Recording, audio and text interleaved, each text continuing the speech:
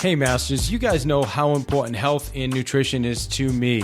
I just want to talk to you a little bit about products I use called Advocare. I've been using these products for about a year and a half now, mostly just for energy. They've got a really awesome drink. It's called Spark. If you want to check out anything, I would tell you, go check out the energy drink Spark. That's what I did for, like I said, almost a year and a half without even trying any of their other products. And then this past January, a bunch of us, January 4th, decided we were going to do the 24-day challenge, which is a 10-day cleanse and then 14 days of just really healthy eating, vitamins, meal replacement, just awesome 24 days just to kind of get yourself on track and get into some right habits. So Richie Ryan did it with us. Guys, he lost, today's February 5th. I think he's at 24 pounds lost since January 4th. Melissa at our office lost 6 pounds. Min at our office lost 5 pounds. Guys, I mean, listen, it's amazing. Regardless, if your goal is losing weight, my goal wasn't losing weight. I did the challenge just so I could experience it. And, I lost a few pounds, but now I put some weight back on because I started using some of the supplements and the protein powder and all the other stuff. So now I've gained about 3 pounds of muscle and just feel awesome. My energy's through the roof. So whether you're looking for energy or you're looking for just wellness, I mean, they've got some amazing green products that I love taking before I go to bed. Or if you're looking for performance, athletic products, we've got the athletic performance products. And then just active, if you're an active adult, maybe getting a little older in the age and you want to just keep everything working the right way and functioning. Listen, Gary Keller said it best. If you don't take care of your body, where are you going to live? And I just love that. So, hey, I just ask you to check out Advocare's products. I'm a distributor, so I'd love to help you, talk to you about your nutrition and health goals. You go to livelongersmarter.com, livelongersmarter.com. Thank you, guys. You rock. Enjoy the podcast.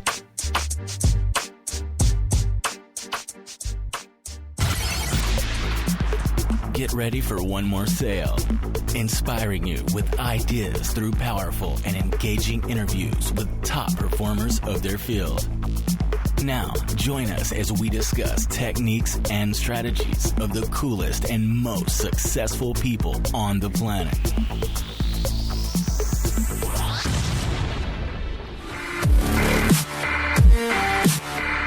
$80 to 85% of the expired business that I take is from leads that were not generated today. I've found if I'm going to schedule appointments on the first phone call, it typically happens between 7:45 and 8:15. Hey Masters, David Hill here with another episode number 49, my friends. And this week we have Aaron Wittenstein, who is an expired listing master out of Western New York. Guys, he's going to share some amazing stuff with us that are going to help us with conversion and confidence and scripts and strategies for converting expired sellers. I mean, the guy just knows how to ask great questions. He knows how to be present. He knows how to listen, and he knows how to get the sellers to really let their guard down. Just masterful at that. Really, really great interview. A couple role plays. I challenged him a few times too, so you'll probably agree with some of the stuff that I said and maybe not, and maybe you'll agree more with some of the stuff he said.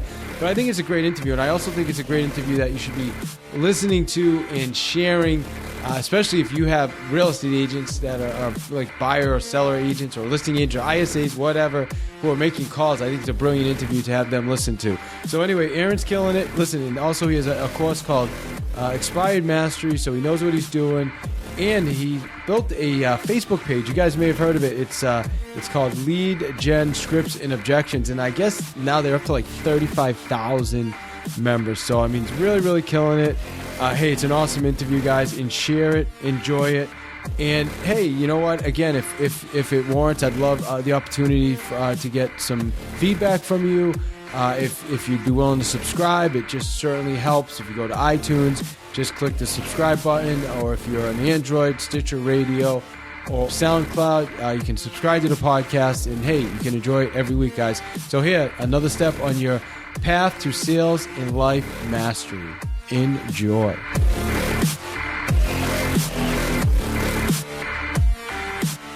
Hey Masters, welcome to another episode of Path to Mastery. One more step on the path to sales mastery. And this week we have returning guest Aaron Wittenstein. Hey, what's up, Aaron?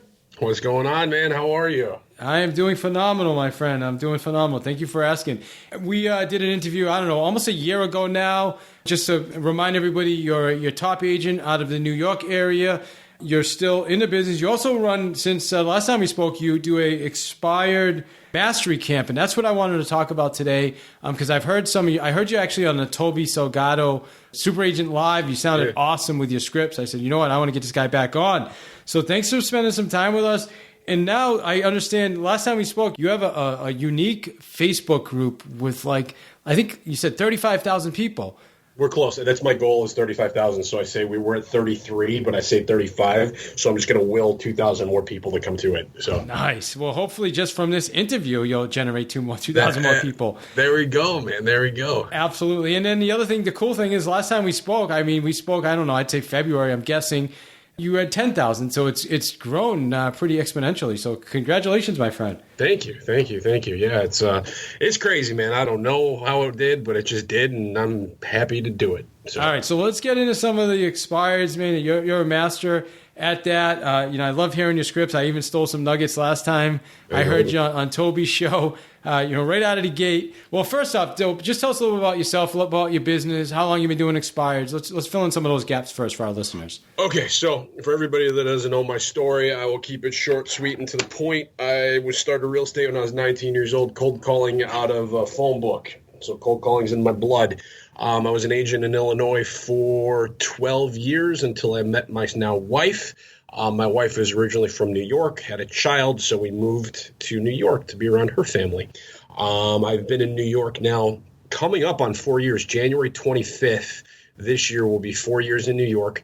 I've been full-time in the business for 3, and I took my business 100% listing-based, don't work any buyers, from 0 to 15 million within the first 2 years. And I do that working the hours pretty much. I get in the office a little bit before 8, and the goal is to be out of here by 4:45. I don't work a Sunday ever, and I rarely work Saturdays. So that's my deal. All right, good stuff, my friend. And, I remember, too, now it refreshed my memory. I also started, same thing, calling, 17 years old, calling for Kirby, hitting phone books, so it's a great place to learn prospecting, that's for sure. Oh, yeah, man. I started cold calling at 15 years old, calling to do surveys for NBC, and my goal was to keep someone on the phone for 45 minutes. That's how I started my cold calling. Wow, that seems like a long call, man. 45 minutes. Oh, it's ridiculous. They're like, how long do you think? Say, 3 minutes, or almost done 3 minutes later. Yeah, so that's how I started my cold calling. All right, awesome. So let's talk about that too. I want to get into some role play with you. Yeah. But when you're calling the expireds and for sale by owners, I want to focus probably more on expireds today. Yeah. Is there a method to your madness? Are you trying to keep them on? Like you said, when you started, you were trying to keep people on the phone for 45 minutes. How do you keep people on the phone? How do you stand out with the amount of agents that are calling now? Because frankly, that's one of the biggest challenges we're all dealing with is just the fact that there's so many agents calling, there's call centers calling. It's absurd now. So how do you stand out over that? And how do you keep someone on the phone? I got a kid now that came in the office that he wants to call expireds. I usually show up at 8. He's here at 8, which means I got to show up at 7:45. What it comes down to, and I teach this, my class is expiredmastery101.com, is what I really teach is that, number one, it's about the script. I have a very specific script that I use, and I talk fast because if you talk fast, you don't give them the opportunity to hang up until you got your point across. And my script is very geared towards doing a pattern interrupter, which, we know, do you want to explain what a pattern interrupter is? No, why don't you explain it for us? A pattern interrupter is, for example, I'll go through the entire script that I do, but I say, I'm just trying to figure out how in the world that house didn't sell. The moment you ask that question, they can't give you a yes or no answer. What it does is they're so used to people calling and calling and calling that you need to separate yourself in some way, shape, or form from that. So let's do that right now. So you call me and do a pattern interrupt on me. Okay, got it. So, I'll start from scratch. Hi, I'm looking for the owner of 123 Smith Street. Yeah. This is him. Is this another realtor? Yes, sir. At this point, it's 8:15. I'm probably the 17th agent to let you know your house came off the market. You're probably fully aware of that.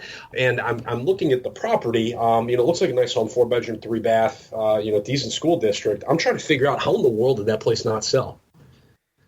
Okay, so I get it. So the pattern interrupt, first you got me by saying, I get you're the 17th agent, so you made me smile a little bit by saying that, right? And then the second thing was you actually want me to answer a question. Exactly, because typically what people will say is they'll be like, so tell me, are you looking to sell your home again? They can say yes or no to that, okay? Odds are they're going to say no because they've been conditioned to shut us all out. But when you ask a question like that, they have to give you an answer. So when they have to give you an answer, there's usually one of 5 answers that they give you, and it's a question on how you go from there. So like I've got these scripts mastered, like pretty much planned out to a point of where I know where to take 75% of the phone call. 75% of the phone call I'm in full control of. And then the 25% of it is when you actually come down to objection handling skills, or because one of the things where I think people fail at big time is they lead generate for now, when the reality of it is 75% of the appointments that I set on the first appointment, they cancel on me. So I really focus on lead generating for later. So, callbacks, nurtures, whatever you want to call it. So I want to dig a little deeper on that. And I get exactly what you just said. And it's one of the biggest challenges now. Why are the appointments canceling on you? Why is it such a high number? Well, the thing is that I do on my Facebook page, I do lead gen live. Like I lead generate live on my Facebook page. So what happens is every now and then, like if I got to push and dig really, really hard, I can book an appointment with anybody if I want to push far enough. But what ends up happening is you push them past the point of comfortability where I'm in New York. They're pretty blunt. They either hang up the phone on you, or you get somebody that you're pushing into an appointment where they basically just want to kick you off the phone. So, that's pretty much the issue that I've run into. But the ones that I've been in contact with regularly for whatever period of time, those people are the ones that I get good quality appointments from. Got it. Do you also think that, Aaron, it has something to do as well with, I know I've booked appointments with people, and I get exactly what you're saying. Sometimes you just get to a place where they say okay to get you off the phone, right? Yeah. But sometimes people sincerely, like, you what you said made sense. They're all in, and then all of a sudden they get barraged by 15 other agents calling. Oh yeah. And then all of a sudden it like waters down everything that we just talked about, and they're just like, I don't even want to deal with it anymore. Does that happen too? Yeah, it happens. The thing is, what I will tell you is that, in my opinion, 80 to 85% of the expired business that I take is from leads that were not generated today. They're leads that were cultivated over the time period of 30 days or more. 15% of the time, yes, do I get the slam dunks? We all get the slam dunks, but that comes by a habit of actually doing the activity. So the thing is that people set a goal of how many appointments. In my area, like I said, everybody says nobody's area is any different. I'm in New York. It's a different area. Okay, people, like if I went into Oklahoma or something, I would just kill. All right, like it would be ridiculous how good I'd be. But in New York in general, people are very standoffish. So here you need to build trust. You need to build a little bit of respect. And there's nothing more by doing that than doing what you say you're going to do.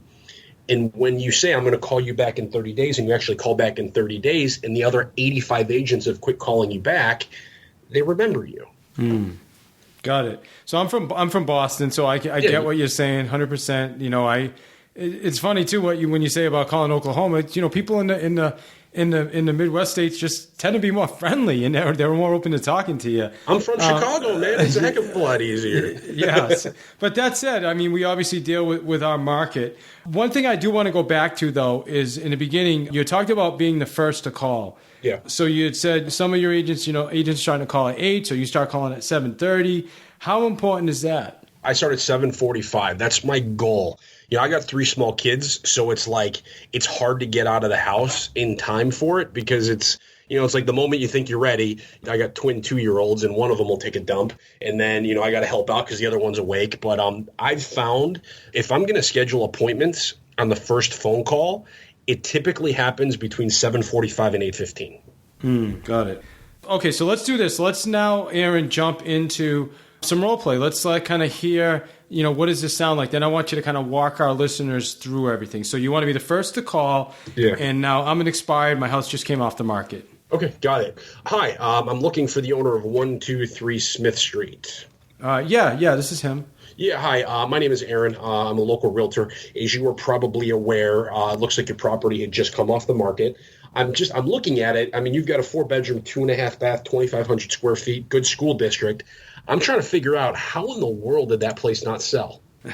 It's a good question, man. I have no idea. My past agent, no clue. All right, so I'm going to let you stop there. Now, tell us what you did so far in the beginning, because I picked up on at least 3 different things that you did. Well, so far, I asked for by street, because the thing is, if you really want to start off a conversation on the wrong terms, ask for a dead person or butcher someone's name, and it offends them, and it comes off as a business phone call.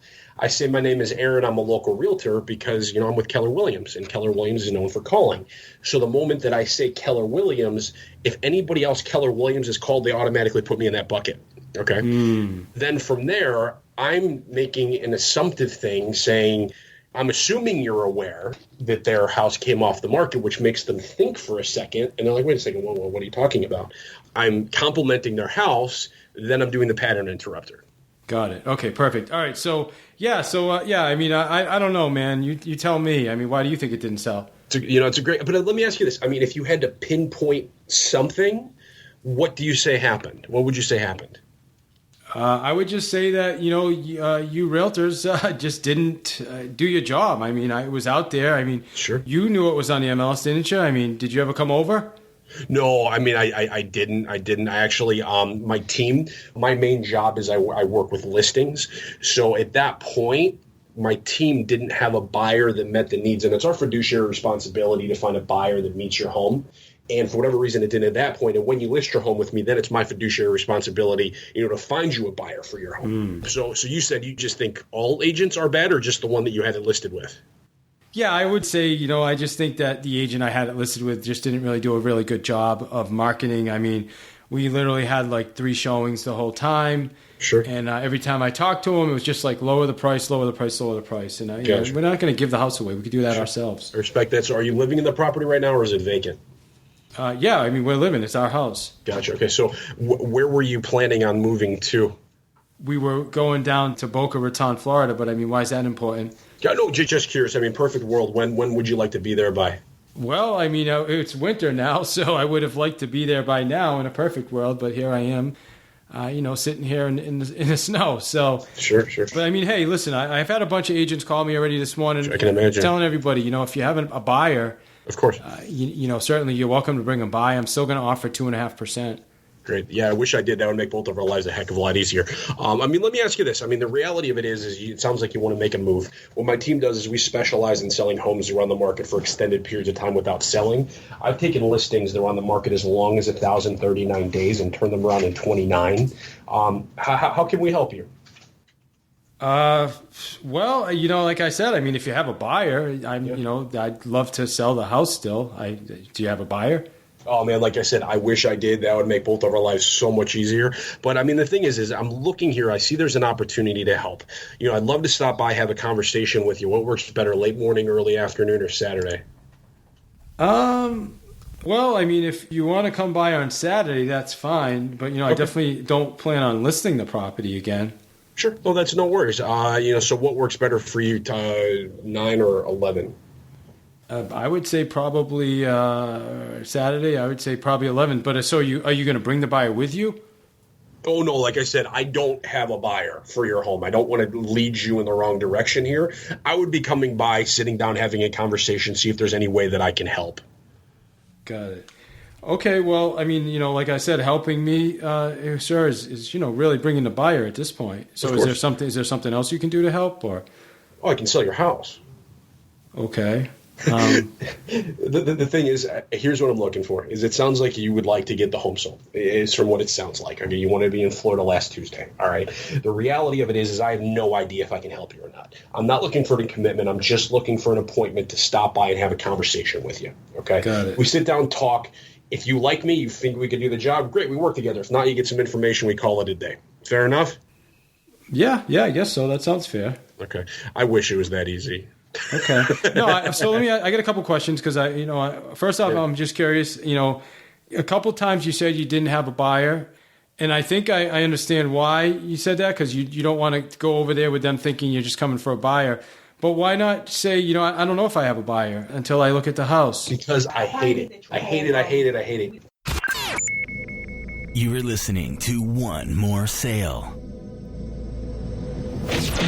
But why not say, I don't know if I have a buyer until I look at the house? Because I hate it. I hate it. I hate it. I hate it. I never use the I have a buyer because personally, if I'm going to start a relationship with somebody, the last thing I want to do is start it off on a lie.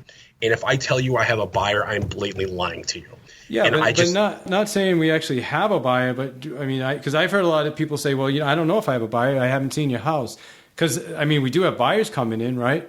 No, we definitely do. It's just preferably, it's not something that I feel comfortable using. It's the one script that I hate more than anything. Okay. Number one, because it's overused, I think. I think people overuse it, so they're used to it. And it's just like, I feel that it's starting off on the wrong intention. I want these people to know when I'm coming over their home that I'm coming over to list their home. Okay. I'm not, looking to potentially find a buyer for it. That's my opinion. All right, fair enough. So, okay, good. So you set the appointment. You got me interested. Tell us about the process. Like, what did you do? Obviously you went for some motivation. What else were you looking to accomplish on that call? Well, in the phone call, keep in mind, that's like a perfect world conversation, okay? The goal is to find out, number one, why they feel the home didn't sell, okay? And this is one of these things, my Expired Mastery 101 program, we really go into there's 5 different ways people answer that question. So you figure it out. Based upon that, you can kind of get an idea what their DISC personality profile is, okay?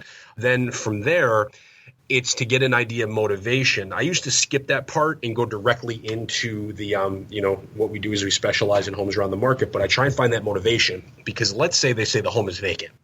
If they tell me that home is vacant, I am not getting off the phone without that appointment because they're losing money every day. So vacant home, slam dunk, push. I push. Then if they say that they're living in the home, not as urgent. There's not as much urgency there. So I figure out where they're planning on moving to and when they need to be there by. They say they need to move there by yesterday. That's going to go from like 100% push on the vacant to like a 60 to 70% push on that. Then, from there, then I've qualified their motivation. And then by saying my other part of the script, I've edified myself to show some real world statistics that make sense on why I'm good at what I do. They're not going to believe me. They don't know who I am, but it sounds good. Then from there, I ask them, how can I help? The typical response that I get is bring me a buyer. So what I say, the typical response I give back is I wish I could. That would make both of our lives a heck of a lot easier. Yeah, I like that. I really like that. That was great. It's one of my favorite dialogues ever because it just completely bypasses the question. Then I go in for the close. Yeah. And my close is, I wish I did. That would make both of our lives a heck of a lot easier. I'd love to stop by, have a conversation. What works better for you, late morning, early afternoon, or Saturday? And that's how I protect my schedule. So what I took from listening to that was just authentic. I didn't sense you were, crapping, bullying me. Yeah. I sensed a few times, I think I might even thrown you off, but you handled it like you were really thinking and coming from a place of, okay, what can I do to help you? So I appreciate that. Let's do another one now. All right. So sure. Another scenario and see how you handle this one. Okay, good. I'll say what I was going to say afterwards. Hi, I'm looking for the owner of 124 Smith Street.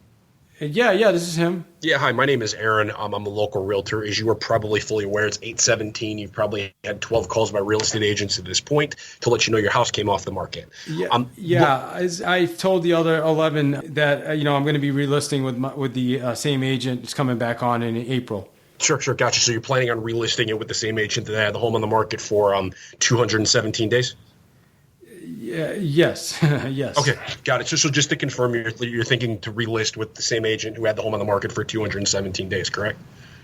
Yeah, I just said that. Okay, gotcha. Okay, I just wanted to double check. Well, I'm just trying to figure out, from a long distance perspective here, how in the world did that place not sell? I don't know. I don't know. The other agent just said it was. We listed it at the wrong time. We missed the spring market. So we want to make sure that we get into the spring market this year. Gotcha. So your agent actually allowed you to put the home on in the wrong period of time, thus kind of taking away, valuable market time on the property, right? Well, honestly, I won't blame it on her. It was me. She kind of, wanted me to list earlier, but I wanted to wait until I was ready. We had to do some staging and other things. Gotcha. So you held back. Gotcha. Okay. Sure. Well, let me ask you this. Are you currently living in the property right now, or is it vacant? Oh yeah. No, this is our house. I mean, we live here. Gotcha. So, I mean, perfect world, what type of time frame would you like to be moved by? Well, I mean, at this point, I think, I don't want to move during the winter, so I think probably as soon as it starts getting warm, maybe March, April. Okay, so you'd like to get out of there in a couple of months. Sure, that makes sense. Well, what my team does, we actually specialize in selling homes around the market for, extended periods of time without selling. I've taken listings around the market for as long as 1,039 days and flipped them around in 29. I mean, how can I help you? Well, I don't know. I mean, like I said, we're going to be putting it back on. I mean, I suppose if you have a buyer now, Okay. I'd be open to doing something. Gotcha. No, I wish I did. That would make both of our lives a heck of a lot easier. So from what I'm hearing, are you committed to listing it with the previous agent that you had it on the market with? Well, I mean, I told her I would. I mean, when we took it off, we kind of made a plan to, put it back on in probably April with her. Gotcha. Well, let me ask you this, okay? Because, at the end of the day, as a business decision, keep in mind, we're talking about, look at this from a business perspective, all right? Not as anything else. And as a business decision, are you looking to do your former agent a favor who had your home on the market for 217 days, or are you looking to get your home sold? Be honest. As a business decision. Well, it's a good question. I think I want to sell the house ultimately. I mean, honestly, what are you going to do different? That's an absolute great conversation to have. I actually have a 150-point marketing plan that I'd love to sit down and have a conversation. If you want right now, I could take about 55 minutes and explain it to you over the phone, or we can schedule some time where I could come by and take a look and have a conversation with you in person. What works better for you, late morning, early afternoon, or Saturday? Okay, why don't you come by on Saturday? All right, so I'm going to stop you there. So, dude, that was good. I liked that a lot. I loved, the 217 days in the beginning thing. Yeah. Did you intentionally do it twice? I mean, the first time, I think the first time you made the point, I personally thought the second time may have been a little bit much, but you tell me, did you intentionally do that? I intentionally did it, yeah. Okay. Because you kind of want to make them they may not feel stupid on the first time, but on the second time, they're going to think about it, and they may feel a little stupid. Do you want them to feel stupid, though, I guess is the question. I want them to rethink it. Okay. You know what I mean? So it's it's worked. I kind of go by the conversation of it because you don't want to totally turn them off. But like I said, from the experience, when they're so just to confirm, you want to keep it on the market with the agent who had it on the market for 217 days. If they say yes, then you're kind of then you kind of got to go somewhere else. Yeah, I kind of felt like a little bit of a donkey by saying yes. Then I go somewhere else with it where I'll say, I'll tell them flat out, I hate using, what I'll say is, I hate using this, okay? I hate using this, but it's the only thing that makes any sense to me. Well, I thought it was brilliant, though. Even after I felt like that, then you quickly were like, okay, so how in the world did your house not sell? You just pattern interrupt me and then kind of kept going. So I thought it was really effective.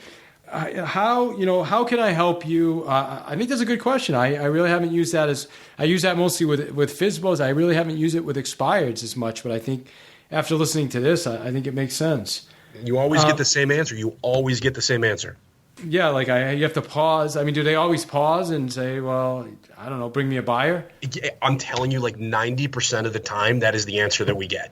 Got it. Okay. So it's as long as you follow the script, 75% of what I do, I'm leading them towards the path that I want to.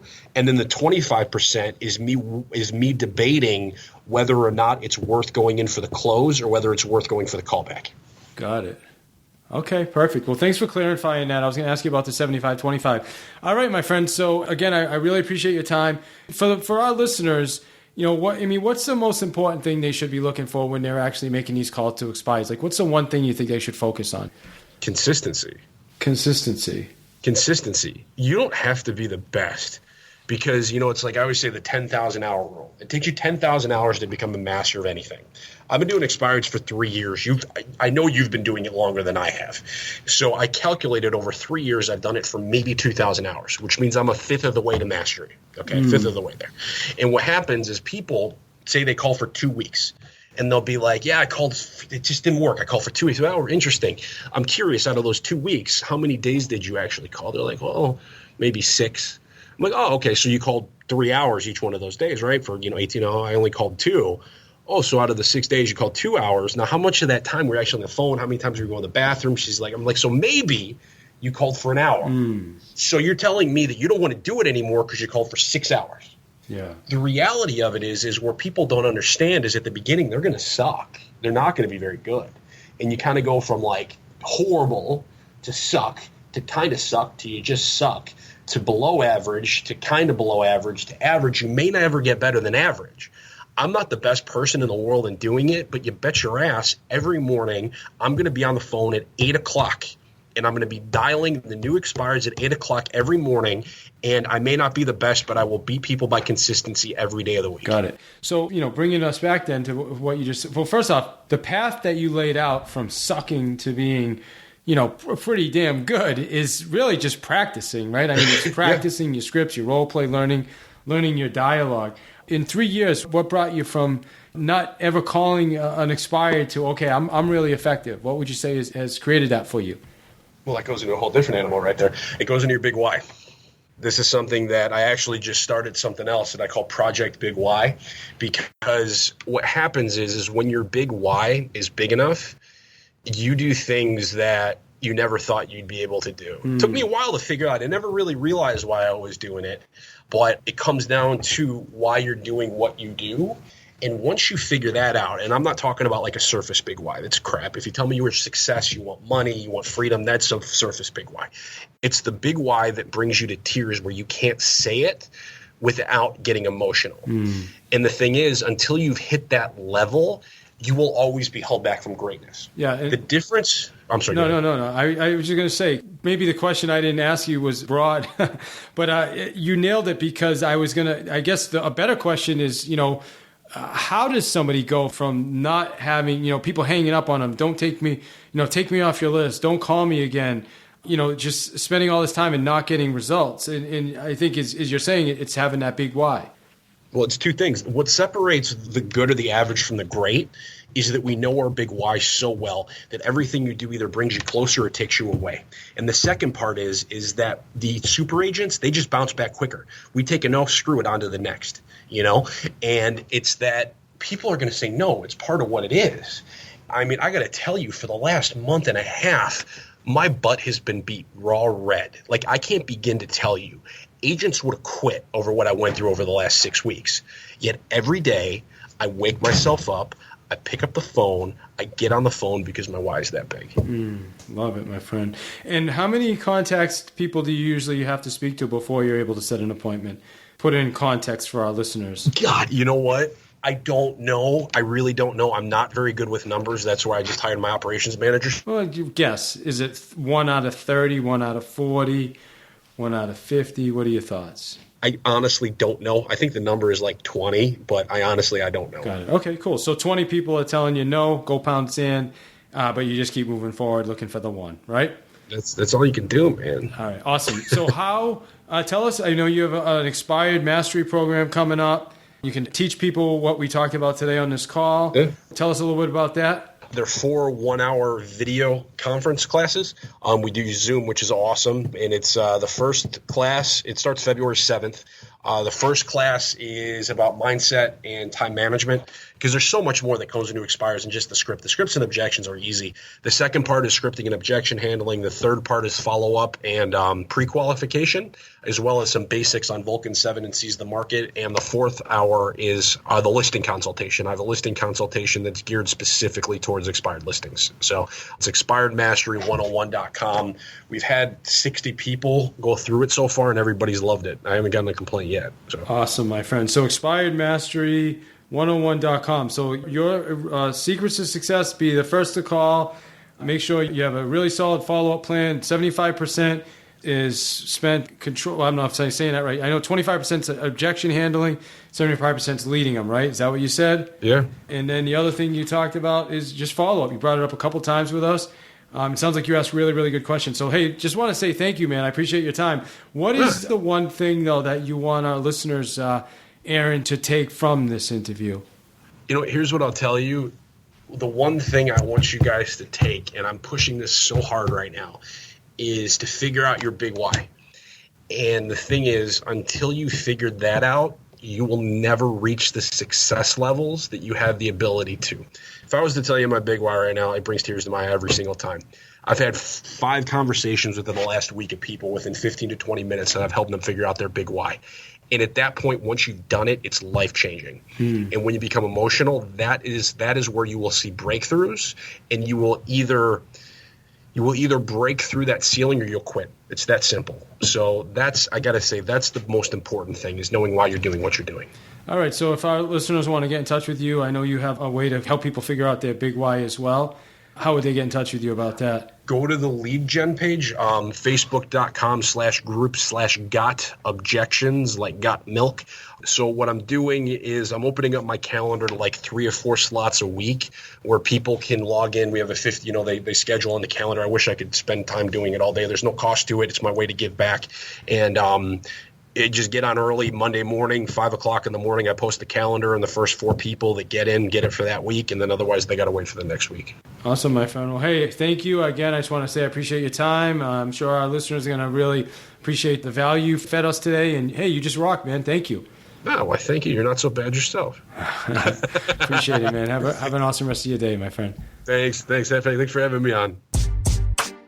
If you're anything like me and you love podcasts, I guarantee you're going to love audiobooks. And Audible.com is the largest resource of audiobooks.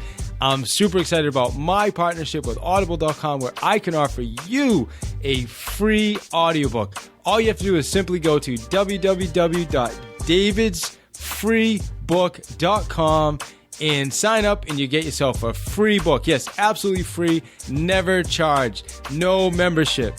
If you love the service, then obviously continue using it, but this is completely free. Again, www.davidsfreebook.com. Get yourself a free audiobook and enjoy.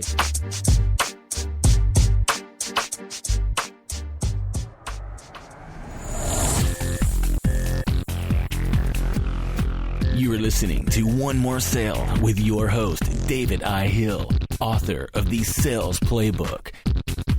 Get your copy at www.thesalesplaybook.net.